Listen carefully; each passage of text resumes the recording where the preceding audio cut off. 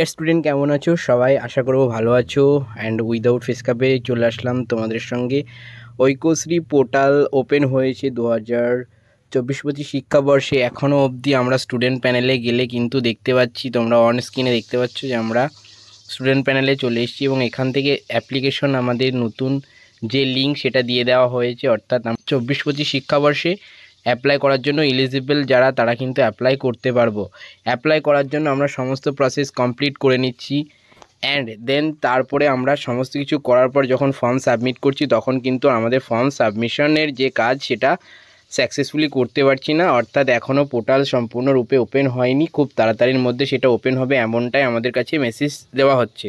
তো এই মতো সময় আজকে তোমাদের সঙ্গে আমি শামীম আরও একবার প্রেজেন্ট হলাম যে তোমাদের ঐক্যশ্রী পোর্টাল কবে থেকে খুলবে, এছাড়াও 2024-25 শিক্ষাবর্ষে কী পরিবর্তন আসলো ঐক্যশ্রী নিয়ে, অল অ্যাবাউট ঐক্যশ্রী স্কলারশিপ, কোন কোন স্কিমের জন্য কী এলিজিবিলিটি, এভরি ডিটেলস এই ভিডিওতে তোমরা জানতে পারবে। তাই এক বিন্দু পরিমাণ এই ভিডিও মিস না করে আজকের এই ভিডিওটা তোমাদের সম্পূর্ণ দেখতে হবে। তো চলো শুরু করছি আজকের এই ইনফরমেটিভ ভিডিওটি। Welcome back student. প্রথমত জানাই যে ঐক্যশ্রী হচ্ছে একটা সংখ্যালঘু স্টুডেন্টদের জন্য দেওয়া স্কলারশিপ স্কিম এবং এই স্কিমের আন্ডারে আমরা টোটাল 5টা ক্যাটাগরি স্কলারশিপ পেয়ে থাকি।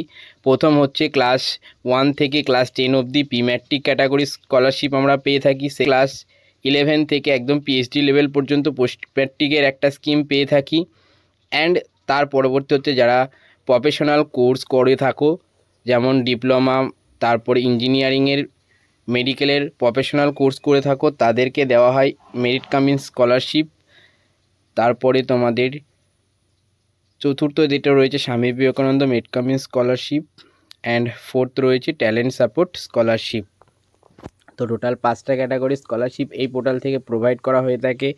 তার মধ্যে থেকে এলিজিবিলিটি ক্রাইটেরিয়া বলতে গেলে ক্লাস 1 to 10 যারা 50%-এর মধ্যে নাম্বার পেয়ে থাকো তারা হচ্ছে কিনা তোমরা এই প্রিম্যাট্রিকের জন্য আবেদন করতে পারো। ক্লাস 11 থেকে পিএইচডি লেভেল পর্যন্ত যারা 50%-এর মধ্যে নাম্বার থাকে তারা কিন্তু পোস্ট ম্যাট্রিক অ্যাপ্লাই করতে পারো। এমসিএম যারা 50%-এর উপরে নাম্বার এবং 60%-এর নিচে নাম্বার, 50 to 60-র মধ্যে যাদের নাম্বার থাকে এবং প্রফেশনাল কোর্স করছো তারা হচ্ছে কিনা এমসিএম করতে পারো।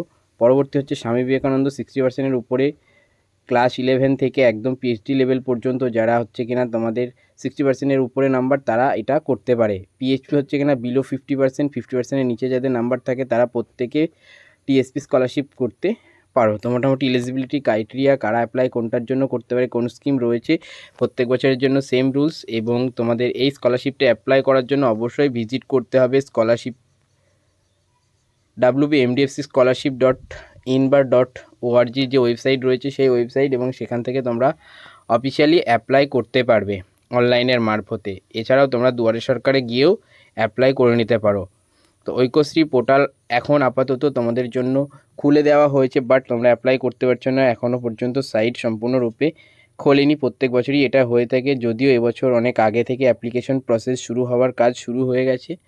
তো আশা রাখা যাচ্ছে এটা খুব তাড়াতাড়ির মধ্যে সলভ হয়ে যাবে। এবং যারা অ্যাপ্লাই করার চেষ্টা করছো, যদি কোনো প্রবলেমে ফাঁসো অবশ্যই আমাদের সঙ্গে কন্ট্যাক্ট করে নেবে। আমাদের কন্ট্যাক্ট ডিটেলস বা আমাদের হোয়াটসঅ্যাপ গ্রুপের লিঙ্ক ভিডিও ডেসক্রিপশন বক্সে দেওয়া আছে, সেখান থেকে জয়েন হয়ে যাবে।